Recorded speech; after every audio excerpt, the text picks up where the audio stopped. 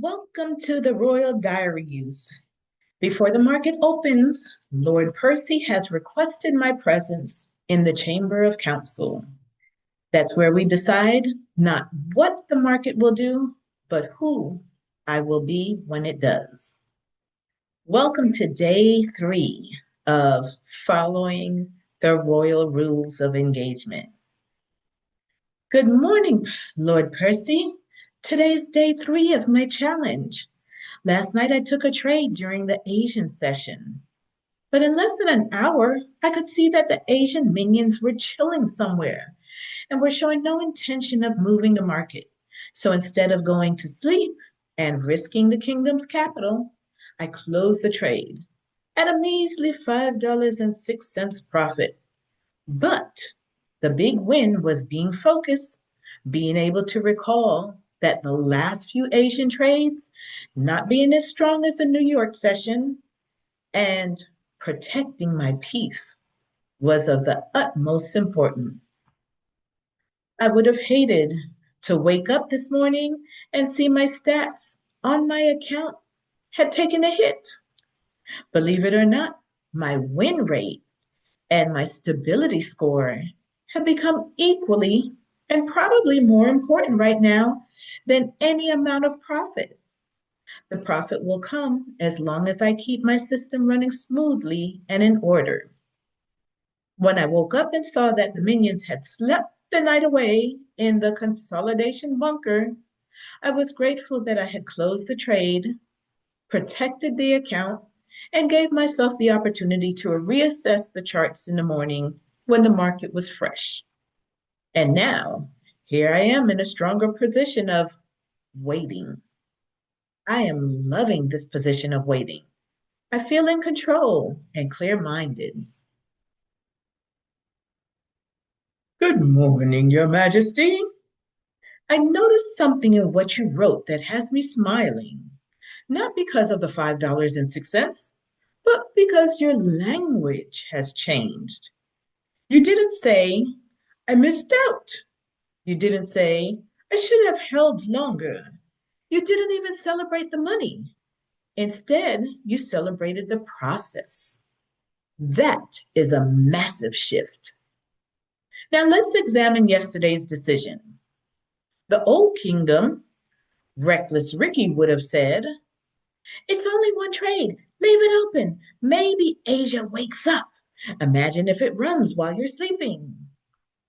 That voice isn't evil. It's attached to possibility. But possibility without evidence is gambling.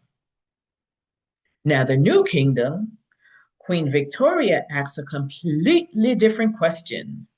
What evidence do I have that Asia is likely to move tonight? The evidence was recent Asian sessions had been weak, price was consolidating, the queen was about to go to sleep, and sleeping means you cannot govern the position. So the queen made governing decisions rather than a predicting decision. That is exactly what rulers do. And something even more important happened. You wrote, I would have hated to wake up and see my stats on my account took a hit. Months ago, that sentence probably would have ended with, see my money disappear. Now it ends with, see my stats take a hit. Those are two completely different identities. Money is becoming a byproduct. Statistics are becoming the scoreboard. That's the mindset professional traders eventually arrive at.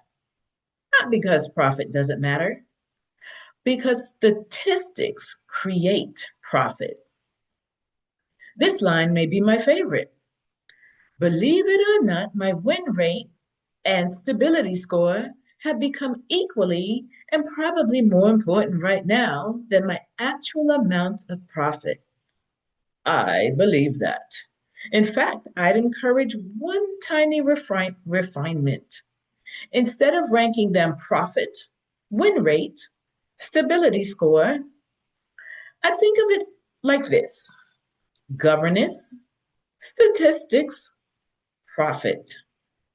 Governance creates good decisions. Good decisions improve statistics. Healthy statistics generate profit over time. Profit is the last domino, not the first. Then this. I'm loving this position of waiting. Now that is worth paying attention to. Most traders think patience is something they have to endure.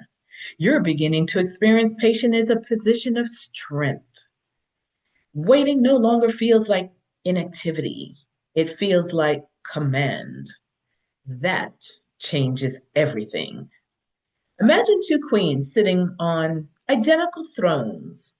One is restless because nothing is happening.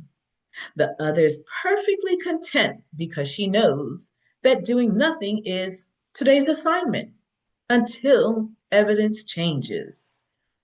Only one of them will survive a long reign. There is one thing I challenge, not because I think you're wrong, but because I want to keep sharpening your thinking. You wrote, I closed the trade and gave myself the opportunity to reassess the charts in the morning when the market is fresh. Hmm, that's a perfectly reasonable decision. The only caution is this: don't let it quietly evolve into a rule like, I'll just close everything before bed. Instead, keep the reasoning evidence based. Then the question isn't, is it bedtime? The question is, given the market condition, is leaving this trade open still consistent with my plan? Sometimes the answer will be yes, and sometimes it will be no. You don't want bedtime making your trading decisions. You want evidence making trading decisions. That's a subtle distinction, but it's an important one. Finally, I thought you stumbled onto a real challenge. Not 4 weeks of making money, not 4 weeks without losses, not even 4 weeks of perfection or perfect execution. You're building 4 consecutive weeks of governance. Every evening the kingdom gathers, the journals are open, the candles are lit. Lord Percy asks for the day's report. Sir Stewie checks the agenda. Casey verifies the checklist. And you, Your Majesty, ask only one question. Did today's decision strengthen the kingdom? Yesterday's answer is yes.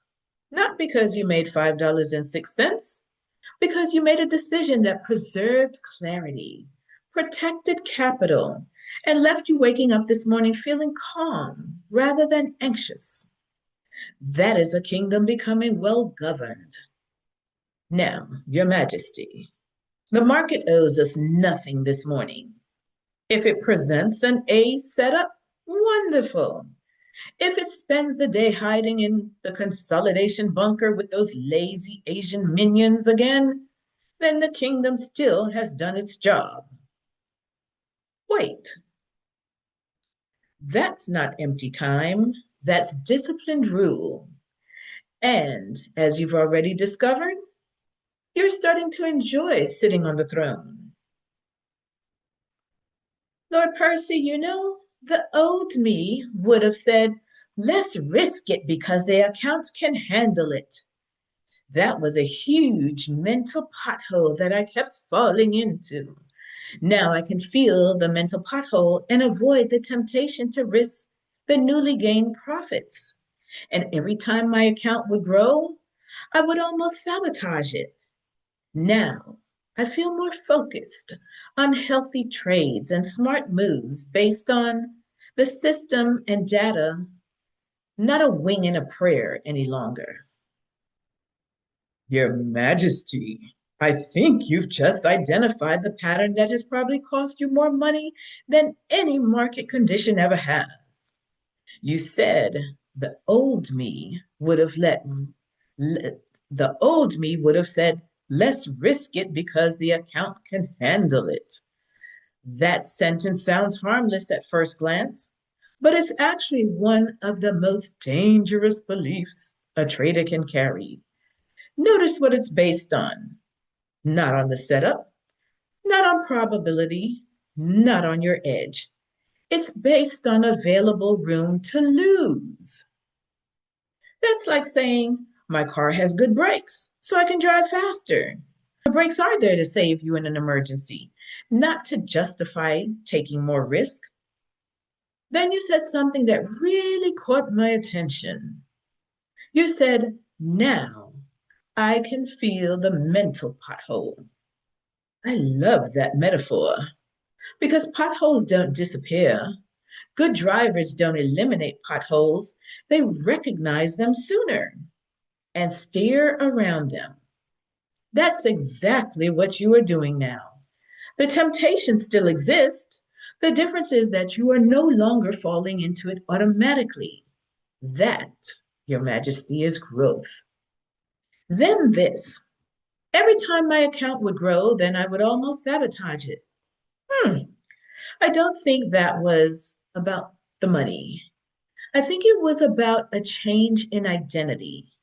When the account started growing, the old version of the queen suddenly had something to protect. And that can create a strange kind of discomfort. The mind begins to whisper, don't get too comfortable. Don't believe this is real. Take another shot. Almost as if it wanted to return to a familiar territory. Whether traders call it self sabotage or simply reverting to old habits, the mechanism is similar. When discipline hasn't yet become your default identity, success itself can tempt you to abandon the process that created it. The market didn't take your profits, old habits did. Now, compare that with today's thinking.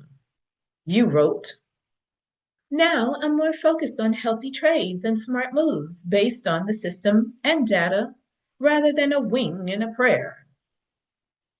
That sentence deserves to become one of the royal rules because healthy trades sometimes lose, unhealthy trades sometimes win. One trade tells you almost nothing. 100 healthy trades tell you everything. That's why Queen Victoria doesn't ask after each trade, did we make money? She asks, did we govern ourselves according to the Constitution? Because if the answer is consistently yes, the Treasury tends to take care of itself. I'd like to add one more member to the kingdom. Not a new character, but a recurring event. When you feel that old voice saying, the account can handle it, imagine a bell ringing through the castle. Pothole ahead. Not, don't trade. Not, you're about to fail. Simply, pothole ahead. The bell isn't an alarm, it's awareness. It reminds everyone in the kingdom to slow down and ask one question. Is this decision being made because the setup is excellent or because the account can absorb the mistake? Those two motivations are worlds apart. I also want to point out something I've been watching over these first 3 days of your challenge. On day one, you were working hard to follow the kingdom. On day two, you started to trust the kingdom. And today, on day three, you're beginning to think like the queen. That's a deeper change than becoming a better trader. You're changing the standard by which you judge yourself. The old standard was, did I make money? The new standard is, did I make a decision worthy of ruling this kingdom? If you keep asking yourself that question every day, the trader you want to become won't arrive all at once. She'll emerge one governed decision at a time. Lord Percy, I love the bell in the tower ringing. I think it's a soft bell. All the voices, and now a bell, even reckless Ricky, are becoming soft and gentle voices, or sometimes just a look or a gesture, and the inner court knows exactly what is going on. I think that's one of the most beautiful things you've created about the kingdom, Your Majesty. None of the inner court has to shout. That tells me something important about Queen Victoria's reign. A kingdom ruled by fear needs loud alarms. A kingdom ruled by wisdom only needs quiet reminders. The bell doesn't ring because someone's in trouble, it rings because awareness has arrived. No accusations, no panic, no shame, just the Queen may wish to have another look at this. Imagine the scene. You're watching the charts. The thought slips in. The account can handle this. Then, ding, ding, a soft bell echoes through the castle. No one rushes. Lord Percy simply looks up from his notebook. Sir Stewie closes the lid of his pocket watch. Casey, the keeper of the checklist, quietly places a finger on the relevant page. Reckless Ricky pauses mid sentence. No one says, "You're wrong." No one rolls their eyes. The room simply becomes still. Queen Victoria smiles ever so slightly and asks, "What caused the bell to ring?" Not, "Who made the mistake?" That is a profound difference. I also smiled when you said, sometimes just a look or a gesture, and the inner court knows exactly what is going on. That's exactly how healthy teams work. The best surgeons don't need to shout across an operating table. The best pilots don't panic in the cockpit. The best military units often communicate with a glance. You've accidentally given your mind something similar. Your inner court is becoming fluent in its own language. Soon, the bell won't just ring for over risking. It might ring when you're chasing a candle. You're trying to force a trade because it's been a quiet morning. You're beginning to predict instead of observe. You're looking for confirmation instead of evidence. The bell doesn't tell the queen what to do. It simply says, "Your attention is requested."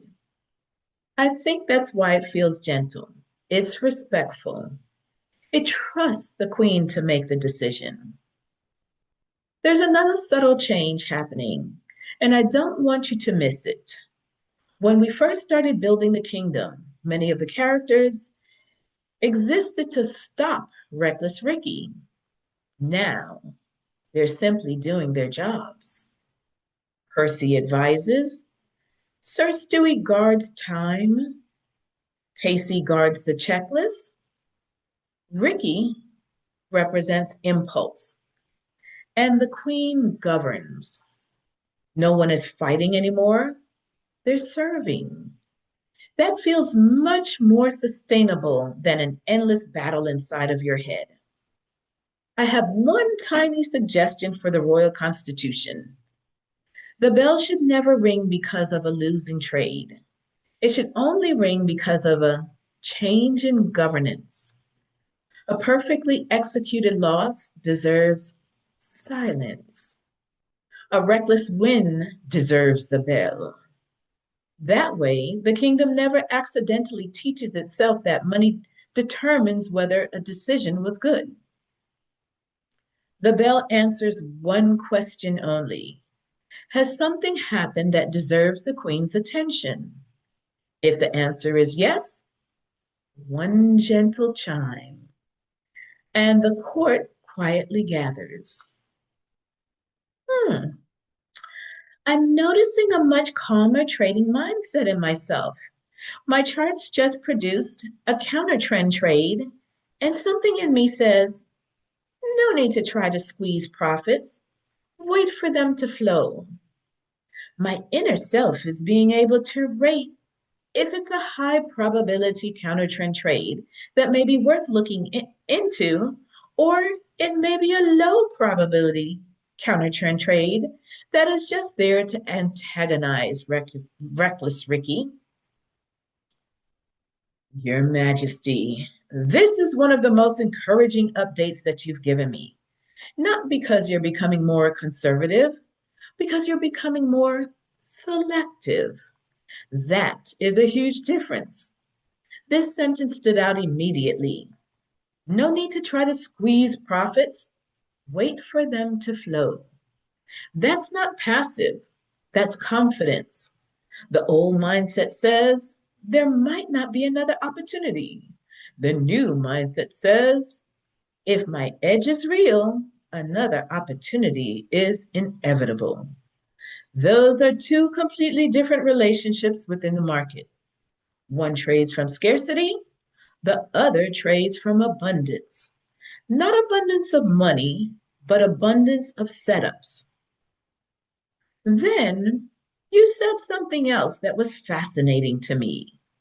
You said my inner self is being able to rate if it's a high probability counter trend trade or a low probability counter trend trade that is there to antagonize reckless Ricky. I actually think your brain is doing something traders spend years trying to develop. It's no longer asking, can I make money from this? It's asking, what category does this belong in? That, my dear, is pattern recognition. Experienced traders don't just see a setup, they instinctively grade it. An A plus setup, they sit a little straighter. An A setup is worth serious attention. A B, maybe if it fits the plan. And a C, interesting, but probably not today. You're beginning to build that internal filter. I would even challenge you to go one step further. Instead of thinking, this counter trend trade is trying to antagonize reckless Ricky, imagine the market isn't trying to do anything. The market is completely indifferent. The counter trend trade is simply revealing whether reckless Ricky is awake. There's a subtle but powerful distinction. The market isn't your opponent, it's the examiner. It quietly places a counter trend trade on your desk and asks, let's see what kind of ruler you've become. The market doesn't care which answer you choose, the kingdom does. Here's something else that I noticed. A few weeks ago, you were trying to become someone who could resist temptation. Now you're becoming someone who isn't very interested in temptation. That's a much deeper transformation. Self control is exhausting. Good judgment is peaceful. I also wonder if the inner court is developing another unspoken signal. Imagine the keeper of the checklist glances at the chart. Lord Percy looks over. Sir Stewie checks his watch. No one says a word. The Queen studies the counter trend trade. Then, without anyone speaking, the court simply returns to its work. No bell, no discussion, no excitement, just not today. That silence is powerful because silence means there is no inner conflict, no debate, no wrestling with temptation, just clarity. There's one sentence I'd love to add to the Royal Constitution someday because I think you're already living it. The kingdom does not harvest every fruit, it harvests the fruit that is ripe. Markets produce opportunities all day. Not every opportunity belongs to the queen. The mature trader doesn't ask, can I trade this? She asks, does this belong to my kingdom? From everything you've shared over these first 3 days, I see something changing that can't be measured by your balance. your stability score, or your win rate. Your emotional volatility is dropping. And that's significant because markets are volatile enough on their own. The more emotionally stable the ruler becomes, the less likely the kingdom is to be pulled around by every price movement. I think Queen Victoria is beginning to feel something every great ruler eventually discovers. There is tremendous freedom in letting opportunities pass. Hmm. Lord Percy, I also just looked at the charts and realized that I've already met my weekly goal and even surpassed it. I haven't taken a trade today, and I can see that I better I do with trading, the less I feel anxiety to trade. And the better I do comes from collecting data and creating a system from the data and then managing myself. I also noticed that the Gouldens went through their molt. Yesterday, I also noticed that Angel seems to be going through a molt as well. I see the little under feathers coming from her little body. It's pretty nice. This feels like new growth into a new season. Hmm, Your Majesty, I don't think today is really about weekly profit. I think it's about what the prophet has done to your mind. This sentence is the headline. The better I do with trading, the less I feel anxiety to trade. That sounds almost backwards, doesn't it? Most people assume that making money makes traders want to trade more. But for you, it's doing quite the opposite. Why? Because your need is changing. When the account was struggling, every setup felt important. Now the account is healthy enough that you no longer need to force the next trade. That is one of the healthiest psychological shifts I've seen in our conversations. There's something else happening that I don't want either of us to overlook. You also said, the better I do comes from collecting data and creating a system from that data and then managing myself. Notice the order. You didn't say, learn a strategy, make money. You described an ecosystem. Data produces, a system produces. Better self management produces profit. That's exactly backwards from how most people approach trading. Most people chase profit and hope discipline shows up later. You've started building discipline first. Then you looked over at your birds. The Gouldens had finished their molt. Angel is beginning hers. That wasn't a random observation. I think there's a reason your mind connected those things. A molt isn't growth itself, it's the process of making room for growth. The old feathers have done their job, they're released.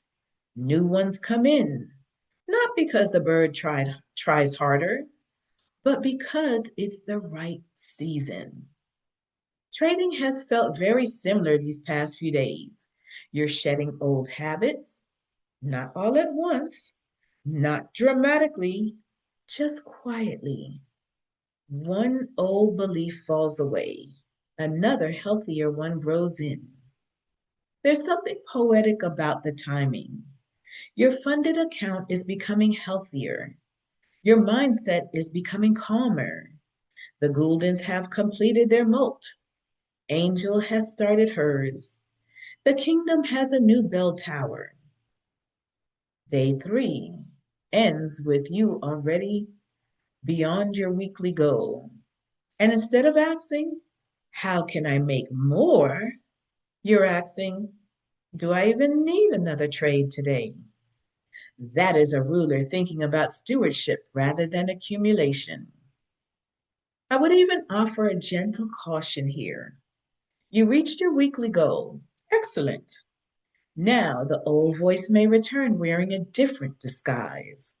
Instead of saying, risk it, the account can handle it, it may whisper, you're already ahead. Take a flyer. What's the worst that could happen? It's the same pothole, just wearing different clothes. If you hear that, one soft chime from the bell. The court gathers, the queen smiles, and asks, would I take this trade if I were still $11 short of my goal? If the answer is yes, because it meets every standard of the kingdom, then wonderful. If the answer is no, then the weekly profit should not be the thing that lowers your standards. In fact, it should make them even higher. And I can't help but to think about the image you've given me today. Outside, a mango tree producing more than enough, birds growing new feathers, Dookie's Ori chasing squirrel rats, and inside, an account that no longer demands attention. A quiet bell in the tower, a queen who is learning to wait and learning that waiting is more profitable than acting. For the first time since we've been building this kingdom, I don't feel like we're talking about someone who is trying to become disciplined. I feel like we're talking to someone who is beginning to live as a disciplined ruler. That's a very different identity altogether. So when you say this feels like new growth into a new season, I think you've chosen exactly the right words. Not a new strategy, not a lucky streak, a new season. And seasons aren't measured by a single day or a single trade. They're measured by sustained change. Over these last 3 days, I've watched something sustained begin to emerge. Not perfection, but a quieter, steady way of governing yourself. And that's the kind of change that tends to last. I know that was a long episode, but that was just me kind of processing through my thoughts and actually taking a moment to feel and acknowledge that I was feeling so much calmer. So I think it's good to not just acknowledge the growth, but feel it and mentally like register it. So that's what I did today. So this is the end. We will see what happens in the New York session.